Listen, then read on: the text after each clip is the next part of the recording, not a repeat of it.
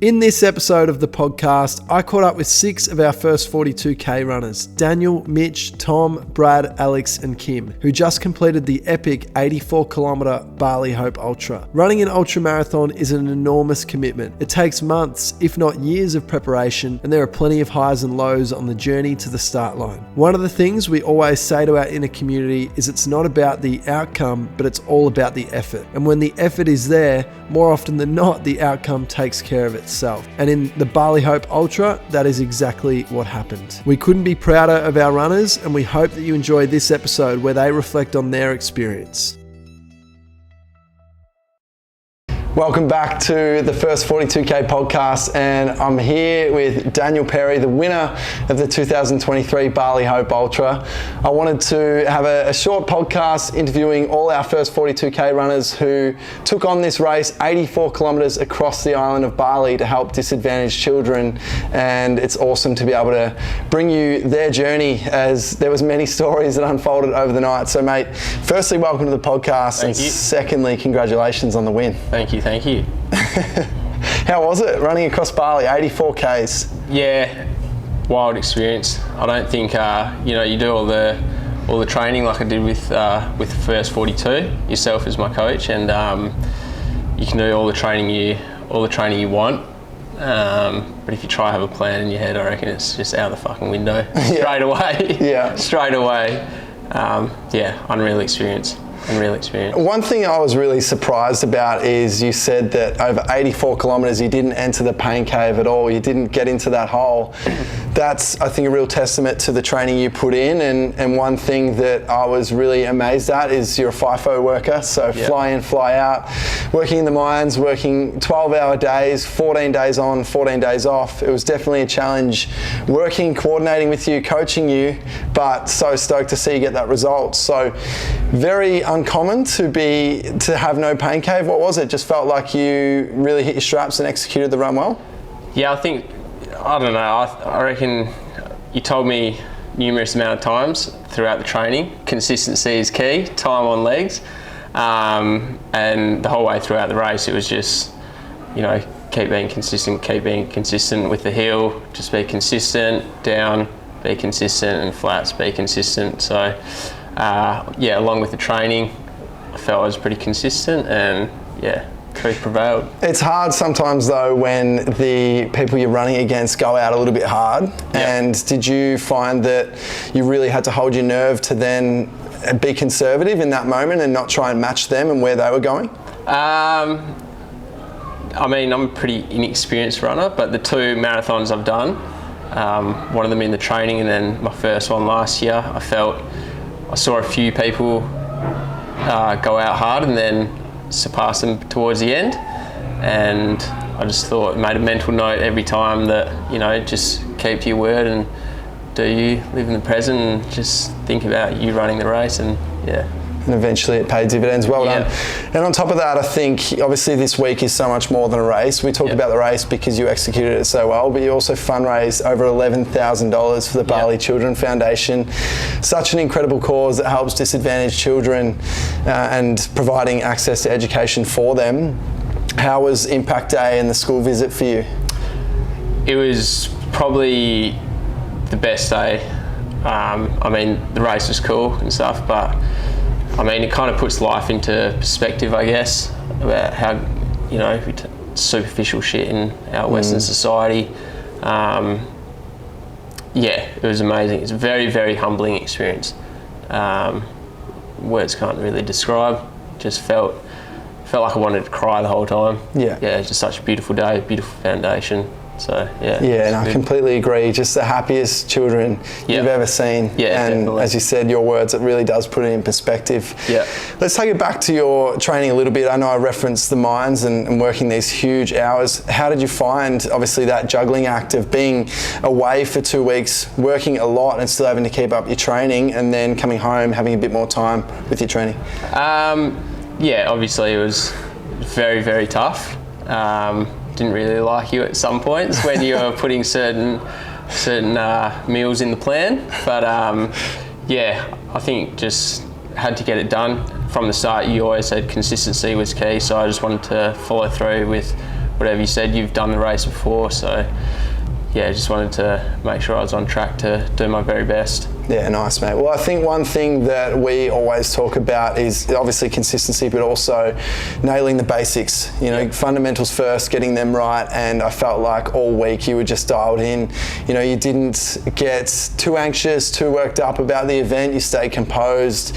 You carb loaded nicely, and I think hydrated really well. Yeah. And went in rested, and then just executed the plan. I think we watched the video before, which was the sort of celebration. We're here on the closing night of the event, and we watched a 10-minute video that the Bali Hope team have put together, which was just remarkable. But watching that, and I thought, geez, nice. When the 9:30 runners set off, Daniel was the last one. He just held his nerve, and I think 84 kilometres is a long way, and for it to be a first ultra and to get the win, mate, I said at the start, but I'll say it again, congratulations. Thank you very much. Well, I'm now joined by Mitchy Cumming, who was third place at the 2023 Bali Hope Ultra. And Mitchy is one of our first 42K OGs as well. He's been with us from the start for about 2.5 years now. So, Mitchy, firstly, congratulations, 84 kilometres across an island.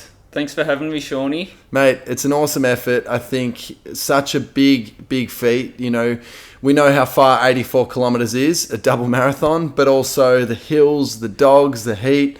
There's a lot of factors out here. Yeah, it's something that I'm incredibly proud of, and yeah, just proud to cross that finish line with every other runner.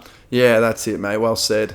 And so talk to me about your race. I think, you know, you had some high hopes with this race, hoping to take out the win, which I love. I love that drive. I think being your first ultra, you know, that competitive spirit was alive in you, which is awesome. You didn't just want to knock over the win, you wanted to knock over my record time of the Bali Hope Ultra. And, mate, you didn't give anything short of your best crack. I can assure everyone of that. I think the way you started the run, a bit red hot, fair to say? Oh, yeah, I'm someone that's very competitive and just want to give my best, and yeah, I just have high standards on myself. So, yeah, unfortunately I didn't get the result that I was after, but just to be a part of it, experience the week, yeah, it's something that I'm very grateful for. No, well said. It is so much more than a race. You know, this is something we were talking about before. Like, there is a race element to the week, but it really is this extraordinary week and life-changing week where, you know, through us coming over here, people from all over the world, runners coming together, you've formed these just beautiful friendships that you can take home. People always refer to the Bali Hope crew as the Bali Hope family. And I know that's how I felt back in 2019 when I came here for the first time. I feel it again now. Do you feel like some of the crew that you've become friends with through this week are your family as well? Yeah, I can say that. I reckon I've made lifelong friendships with pretty much each and every person along the week. It's just, yeah, it's been a life-changing experience. I've had the best week of my life. Wow. It's just been amazing. And yeah, just to do it with a bunch of legends, yeah, I couldn't ask for anything more. That's awesome, mate. Well done. And I think, I don't know of any other race like this where you bring together people from all over the world and it's got that philanthropic arm to it, really making a difference for charity as well. So it's very, very special, and hopefully we'll see more of these races pop up around the world. But I think the Bali Hope Ultra, that's the fourth chapter, the fourth edition. It started back in 2019 as the very first event. And we've actually got an episode with Tom Hickman coming out very soon as well, where he's going to talk about how it all started. But this one here being the fourth chapter of the Bali Hope Ultra. So when you face some tough times throughout the run, no doubt, 84 kilometres, it's a long way. How did you navigate yourself through that? What were you thinking about when you were in that pain cave? Yeah, so I did find myself in a bit of a hole at a few different stages, but my dad, who passed away when I was only 11, I had Dad written on my arm, so every time I was struggling or just found myself in a hole, I'd look down at my arm and, yeah, just think about him and, yeah, just keep on going until I cross that finish line.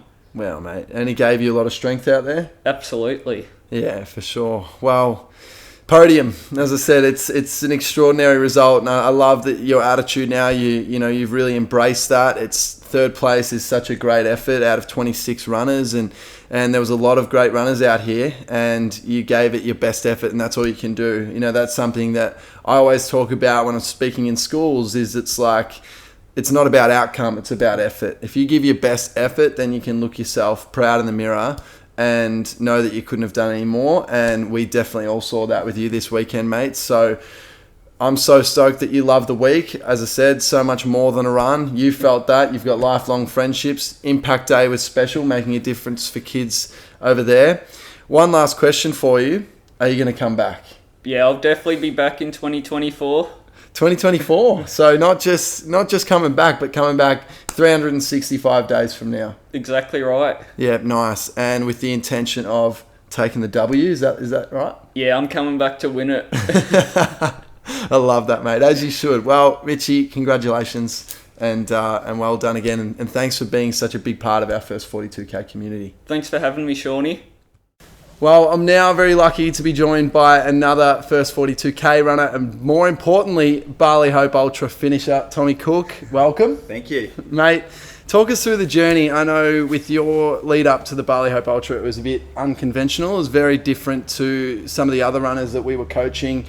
And you actually had post-tibialis tendonitis. So how did you manage that? I know we'll talk about how we trained you and the things that we adapt, but that must have been frustrating. Yeah, it was frustrating. I think it was getting closer to the race and it just kept flaring up on those long runs. And it was super frustrating. Like after a long run, I wouldn't be able to go on any shakeout runs or any runs for like a week. So that was with about 2 months to go till the ultra. I was starting to have those doubts. The seed of doubt was creeping in. And we adapted with deep water running, which I thought, what the hell is this? You're going to make me run in a pool? So we did that, and I remember the first session, it was like, oh, this is so strange. It was actually harder than actual running on the road. So, but after the second, third session, you get used to it, and I managed to, avoid flaring it up even more, and it settled, and I got to the start line injury free. So start line injury free. Then now we're a few days post the ultra, and you're completely fine. It hasn't flared up at all. Not at all. And so I think the management strategies that both we adopted with the deep water running and also you taking out your orthotics played a role in that. It was so good to see you get it done. You didn't just run 84 Ks though, you also added 115 burpees. Yeah, I had to do, so I got to my fundraising target of 5K, and I thought I need to get some more money coming in, so I need to make this challenge just a little bit harder. So for every $100 that came in, I had to do 10 burpees. Managed to raise another $1,000 for the kids, 115 burpees throughout the race. Got most of them done by halfway because I was not going to leave them till the end. Still had 7 to complete at the finish line. So unreal. So you were running like 5, 10 Ks, checkpoint to checkpoint, and then dropping down 10 burpees. Yeah, pretty much every 8 to 9 Ks when I had the energy. When my running partner Adam wanted to get some more watermelon or put some nut butter on, I was like, well, I'll bang out some burpees. Nice. Well, I joined you at around 30K into your run and you look so strong, and I was like, he's going to pull this off. So I was bloody pumped to see that because, as we talked about, I know it was challenging. I know it's frustrating the lead up when injury occurs, and I've done deep water running in the past. It's definitely not fun. As you said, it's harder than normal running in many cases. You really blow up the system cardiovascularly. But you just, those self-doubts are completely normal. You're leading into an ultra and you're thinking, I'm not running at all. Yeah. I'm just running in the water and I'm doing weights and I just have to trust the process. I'm so grateful that you did trust the process because I know a lot of other athletes may have then gone out and continued running on it, aggravated it even more, but it came together. And I think it's a testament to the work that you put in. You had to also adapt by doing some weighted hikes and other things as well. So you're consistent, and we always talk about consistency shows up. Yeah. So, mate, what was your favourite part of the Bali Hope Ultra? Favourite part, running into that finish line with my son there and my partner, that was just the most incredible moment. Something that helped me carry through the race. I remember with about 10 Ks to go, I started visioning them at the finish line and I got very emotional, but it was like, I've got this in the bag, we've done it. Last 10 Ks, that's nothing, we're going to do it. And that was incredible. Another amazing moment was running the whole race with a guy I'd only met like 5 days before. We didn't plan to run together. It just happened that way, and running the whole race without him, that was incredible. We fed off each other's energy, and I mean, like, it was just surreal and the best run of my life. Yeah, you boys were just having the best time. It was actually fun, man. Like, we were like, we don't want this to end. No, almost. catching up to you, it was like, you giving me energy here. It Yeah. was awesome. And then I think, you know, when we finished, you both said it was the best night of your lives. Yeah. And I'm like, wow. And, you know, it's so much more than a race. You had an incredible week with everyone, lifelong friendships and Impact Day and all of that as well. For sure, yeah. No, mate, thanks so much for jumping on. Awesome. And it's been awesome working with you. Thanks, bro. The one, the only, Bradley Brand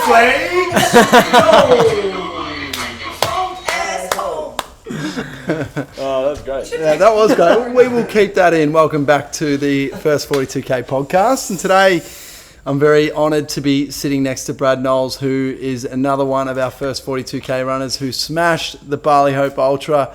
Well done, mate. Firstly, how was it? How did it feel? You ticked off something extraordinary on Saturday night. Thank you for having me on here, first and foremost. But yeah, it was pretty fucked. That's right, that's right. Yeah. It was pretty fucked. Obviously, I'd never done anything that extreme ever in my life, ever. And I remember running through the marathon in my training, and I thought that was hard. And then, yeah, being out there Saturday night on the 27th of May, it was just different gravy, mate. But it was good. Like, those moments, you go through waves, you have some good times, you have some bad times, you hit the highs, you hit the lows, and it all just comes together at the end, like one perfect story, and it was great. Yeah, it was good. Definitely. So I found you at around 60 kilometres into Yes. your run, and we ended up running together for the remaining 24 Ks. Or maybe the remaining 23 and a half, and then you just jetted off on me running so fast, just strong all the way to the end, which was awesome to see. But I think just adrenaline caught you at the end. Adrenaline and like eagerness to get it over and done with. The pain probably helped because I didn't want to be in it anymore. And also, like, Alyssa, my partner, I saw her like probably with, I would say, 900, maybe a K to go, and that just like, yeah, gave me an extra fire in me to just keep pushing. But yeah, it wasn't something that I wanted to do. It was still bloody hell. I remember, I think there was photos from the finish when I was running down the last stretch. There was like visible pain on my face when I was running, doing the sprints. But yeah, no, it was good though. That's awesome, and we even got to finish it off together with the shoey. Yes, we did. And Mitchie got involved. Yeah, he Mitchie did. got involved too. He did. That was good fun. So what was it that made you want to take on the Bali Hope Ultra? It's obviously such a big commitment, months of training. We've been working together for about 6 months now. I've seen massive growth in your training, and one of the things that we always talk about is the importance of consistency. And I think you just showed up session after session, whether you wanted to do it or not. You know, some long runs that were really tough, and we saw that from afar. But it was great that you were able to commit and get those done, and then obviously that then I guess transpired into the result on Saturday night. What was it that made you want to take on that Bali Hope Ultra in the first place? Well, originally, so last year, 2022, my partner Alyssa, she ran the Bali Hope Ultra. I didn't really know what it was about. I knew that it was raising money for the Bali Children Foundation. I didn't really know the ins and outs about the foundation, but I decided to come over and sort of just use it as like a holiday for me, while supporting her at the same time. And like going into it, I was very naive. I didn't really know the full extent of how much like the event was going to change the people that were a part of it. And so just being a part of the week as even a support crew rather than just a runner, it just was life-changing. And I wanted to experience that. Seeing Alyssa grow through the whole week, during the run as well. I ran the last 30 Ks with her in that run.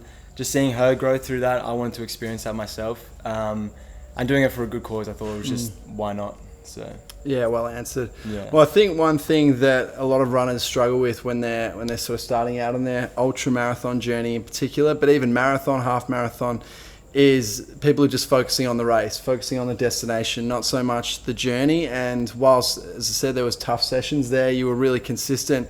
What do you think it was? Why did you show up as you did? Why were you putting in that work when you perhaps didn't want to? Well, I've always sort of prided myself on being consistent in anything in life. I think early on in my life, I wasn't really active. I didn't really dedicate time to doing things consistently. I wasn't committed to doing things that were probably going to better myself. And so towards my late teens into my early 20s, I started to pride myself on being healthy, being fit, and doing things regularly to better myself. And I thought, look, there's no point half-assing the ultra, so may as well just be consistent and do every single run, because otherwise I'm probably not going to enjoy it as much as I did, and it's going to hurt a lot more than it did. So, but yeah, I just pride myself on being consistent. It's just, I think that's just who I am at the moment. Yeah, I love that. Well, you've been a support crew member and a runner. What was better? Yeah, support crew. The run sucked. But I think the feelings and what you gain out of running is probably better than being in the support crew. Yeah. I mean, the challenge is what makes it. It is so tough, but I think running with you for that last 24 kilometres, that's a lot of time. We're out there for nearly a few hours together, and just having some conversations and just really try and find a smile in this right now. Try and find through all this, heavy legs and your body really, really being sore and your mind telling you to stop. You had to just try and find a way to smile. And Andy Glaze, who is a very well-known ultra runner who I love, always says, "Smile or you're doing it wrong." And I think that was a good reminder when we were out there, just to put a smile on your face. And ultimately you did that. I think, as I said, you grew so much over those 6 months. It's been a pleasure working with you, and can't wait to see what you can achieve next with your running. Thanks, mate. Likewise, honestly. I think I said this to you at the after party. It's honestly been a pleasure to have you in my corner, and I don't think I probably would be able to achieve what I achieved in that run without you in my corner. I don't think, well, especially because you ran the last 24 with me. So, but yeah, pleasure. Thank you, mate. Thank you. Now I'm here and joined with Alex, who is another first 42K'er and Bali Hope finisher. Congratulations, mate. Smashed it. It was an interesting build-up for you. I think we only started working together about 12 weeks before the Bali Hope Ultra. With shin splints, I was a little bit concerned with that big of a jump to the Bali Hope Ultra, but to finish 4th place, equal 4th, elite, well done. Thank you, mate. It's been a bit of a journey. Having only started running in September, I naively got too excited, went from 5K to 30K in about 5 weeks, gave me shin splints, put me out for 3 weeks, and then 3 months, sorry. And with traveling and work, I came to you in Feb, needing to get ready for the Bali Hope in 3 months. Cleared up the shin splints, got ready, did a pretty strong marathon about 6 weeks out of Bali, and then got IT band syndrome in both knees. It was probably the gnarliest race I've ever done in my life. But yeah, no, the prep that we did has got me pretty strong. I saw you at around 52K in for your run, and you were flying. You were moving 4:30 pace. I was like, well, this is pretty good. Yeah. So that was great to see. I just could not keep up for those 5-10 seconds. I was like, see you later. I had a pretty strong stint for 15K from the 50th K. I was just bombing at 4:30, kind of down the hills. It started to flatten out. But my second knee went at the 65K mark. 10K later is where Jackie saw me, and we just hobbled to the finish line. It's nuts. Definitely unconventional, and wouldn't normally recommend someone 0 to 84 in 12 weeks, but I think it speaks to your mindset as well. So you're a massive Goggins man. You and I and Brad, we've just before this podcast gone and got a boat and log on the inside of our ankle. Get it in the shot. We love that. I'm sure they can see it. There's the logs. Come on. And there's the boat. So who's going to carry the boats and the logs? Mate, how much has Goggins helped you on your journey to just ultra running and doing hard things? Yeah, so I think I first came across David Goggins about 2 years ago. I've dabbled in the idea of sort of the mentalities that he puts forward. And it wasn't until the last year where I was reading his books where I really started to understand what he was talking about. He gets coined and labelled as kind of this mental guy, this crazy guy who takes things too far, but there's a hidden gem in what he's talking about. And as soon as I got into the ultra world, it was that mindset just gets you through. I had excruciating knees for 10.5 hours. I was in a lot of pain. I was taking heavy painkillers. I wasn't doing anything, and Goggins just made me bomb those 430s down the hill, which you can keep up with. That was the only way I could do it. Having that mindset of, physical suffering, really building mental and emotional resilience. Yeah. And you can take that mentality and use it in various different points of your life. It's not just in ultra running, it's not just in training or physical training. You can do it with sort of difficult parts of your life, whether it be relationships, finances, family stuff. It kind of, that mentality really spreads to many parts of our lives. Definitely, well said. I think that's one thing that I really encourage to other people when they're thinking about getting into the endurance space is how much things are transferable. Yeah. And I talk about this a lot, like having the discipline to run an ultra marathon and push through the pain cave when you're in the pain cave and come out of it is just like having your own business and working hard at that. You have to show up and you have to do the work when you don't want to do the work. And I think, I know I referenced it earlier, but to get to where you did and come equal fourth out of 26 in the field with just 12 weeks, it's awesome, mate, and a credit to you. What was your favourite part of training in the build-up? Favorite part of training is probably the prep for my first marathon. Yeah. I raced Manchester Marathon, and it was like my first proper race being a part of. So the long runs, just building up, getting closer and closer. You had me doing, I think it was 20, and then we'd build up less than 10%, as we always discussed. We'd slowly build up to 36. I think 2 weeks out, we did a half taper. Having those weekly chats with you on the first 42K really helped. Gave me a lot of confidence, and those long runs, just building up to the marathon, and then getting out there, knowing the hay's in the barn, the work's been done, and you can just put it all out there. And executed a 3 hour 12 marathon that day, yeah, that was a good day. It's elite. So what's next for you now? Do you know? Yeah, so I'm going to work on my body and not have to go through an ultra where my joints are screaming at me. It's always going to be painful, but I want to be in a physically more adept position to be able to execute. And I'm always going to have the Goggins and the dog in me, the animal, the mentality, but I want to be able to use my body in the same regard. And so whilst I build for that, like long-term running, ultra running, I'll definitely just get back into the gym. Yeah. I'm considering some kind of combat sport, maybe go back into boxing. In the same way ultra running's built my mind, I know fight sports like boxing and BJJ can build a lot of mental resilience and discipline. So that's probably next on the chapter for me. I love that. Yeah, get that foundational strength down pat and then come back, and sky's the limit with you for your ultra running, mate. Yeah. Again, well done. Mate, it's been a pleasure. It's been an absolute pleasure. Thanks for being a part of our first 42K community. Yeah. Thank you, Shawnee. I'm here with Kim Davey. How do I say it? Her? Kim Davey Her. Yeah. Okay. I'm here. All right, we get it. I'm here with Kim Davey Hua, who is the final runner of our first 42Kers, who smashed the ultra marathon across Bali. Congratulations. Thank you. 84 kilometers. Could you ever imagine doing something so big? Like, it's happened now, it's real. Yeah.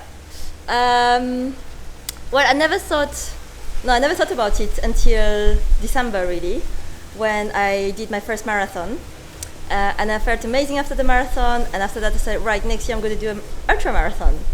And then one of the girls that did Bali Hope twice suggested me about Bali Hope Ultra. And I said, what's that? And she told me about it, and the fundraising part, the fact that it was in Bali, the fact that she told me like everybody's so nice, it's a real community, and I was sold. So I thought a little bit about it, and then New Year's Eve I thought, okay, I'm going to do it.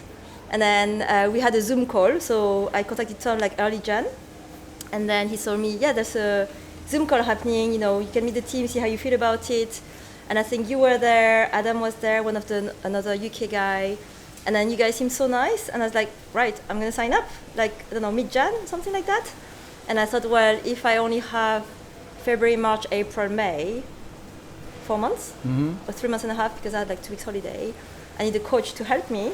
and you were there, and knowing that you will be there at the event really like reassured me. So I was like, right, and you seem nice and knowledgeable, and with all your experience, and I love the fact that also all your big runs that you've done for charity, I think that really like spoke to me. You know, you're not just like a random coach, you know, you also believe in a cause, and I think for me it was important to connect with you. Yeah, nice. Well, thank you very much. It's very, very nice words, and I think, yeah, from the moment that you got started, I could see your passion. I could see that you were excited to take on this big challenge, and it was a big challenge. As you said, the furthest you'd run was a marathon, so we were doubling that, and 84 kilometres is definitely intimidating at times, but I think the way that you really listened to what we had to say as coaches at First 42K with our programming, that sort of thing, and we still allowed you to do what you wanted to do. So I think that's one thing that people need to understand as well. Like, as running coaches, we want to make sure that the athlete is enjoying it first and foremost, because if you're not having fun, then what's the point? That's what I loved, you know, when we're training is,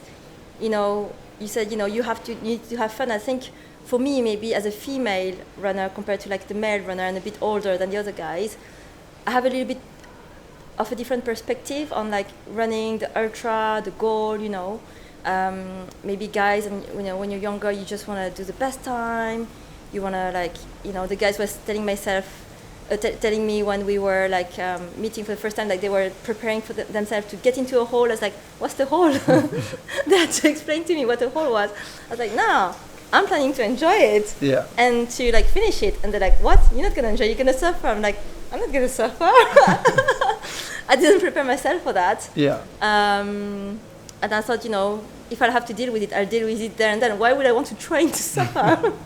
I love that. It's you went in really positive, and you did face tough moments. Obviously, 84 kilometres. There's going to be periods of time when you're going to go through a dip. It's inevitable, but then you come out of it. Dip? And what dip? Exactly. Since talking to you after the ultra, you're like, oh yeah, like that part was a little bit hard. Is that what people mean by in the hole? I'm like, yeah, that's in the hole or the pain cave. You're like, oh, that wasn't too bad. No. So yeah, I think your positivity really showed and really sort of shined through in that ultra marathon, which was really cool. But yeah, with the training, it was like, you know, you still had your Tuesday night speed session with a group that you wanted to do. You had a Wednesday night strength class with friends that you wanted to go to. You had Thursday night Run Dusty, where you went and had a social run and then a couple of beers after. Yeah. So it was like, okay, well, let's make all those things still work, because that way you're going to love your training. Exactly. But then let's add in some other things. So if we needed to build your mileage so that you could run 84 kilometers, it was, okay, let's do this Run Dusty run on a Thursday, the 5K, but maybe you have to be there a little bit earlier, an hour earlier, to do 10 kilometers on top of that. Yeah. So I think the way that we worked together was really, really cool, and to see you get the result was even more special. And just, yeah, really, really thrilled for you. I know how much this event meant to you and the whole week. So do you know what's next, or are you just going to enjoy this one and reflect on it for a little bit longer? I'll enjoy it, but I really want to do 100K now. 100K? Yeah, I thought, you know, after 84, you can't just stop there. You have to do 100. I love it. I think it's something where, like, now, you know, I'm 3 weeks away from running my first 200-mile race, and people are like, how the hell, like, how can you even... 200 miles, how many kilometers is that? 320 kilometers. Yeah, and they're like, how can you do that, this sort of thing? But 4 years ago, when I ran my first Bali Hope Ultra, I wasn't then thinking about 200 miles, you know? Yeah. So it was, I did the Bali Hope Ultra, then I thought about 100K, and then 100 miles, and that's sort of how it happens. So I love that you were able to find some enjoyment throughout that ultra marathon. And I really saw that, like, you were having a lot of fun out there. And a lot of other people probably didn't have that same attitude, and then that's now reflecting why you want to continue on and do 100K when they don't want to. So it was an absolute honour to have you a part of our first 42K community. And we're glad that you love training with us. We loved helping you out and coaching you. Wishing you all the best with this 100K later this year. Thank you. And I loved having you as a coach, and I loved our accountability call as well. Yeah. I think that really helped to like keep the momentum and have this like human experience, you know, because I think a lot of like coaching programs sometimes it's just like a plan, WhatsApp, and I think the accountability call really like help you connect with a coach, and help to get to know each other. Definitely. What did you say the first day we met in Bali? You're like, oh, you're real, you're here. I was like, is he here? You're here in real life. No, absolutely. Well, it's so nice to meet you in person too. Yeah, lovely to meet you too. Well done, Kim. Thank you. We hope that you love the podcast, and if you did, please leave a review and share it with others. Did you know that you can train with us at First 42K for as little as $9.95 per week? If you're looking to fall in love with running and achieve your first 5K, 10K, half marathon or marathon, unlock your 1 week free trial at first42k.com.au. I'd like to thank our partners at HGG Performance for providing the podcast space. HGG Performance manufactures strength and rehabilitation equipment, which is hugely beneficial for runners looking to improve performance and prevent injury. Use the code FIRST42K for 10% off their products. Until next time, live happy and run strong.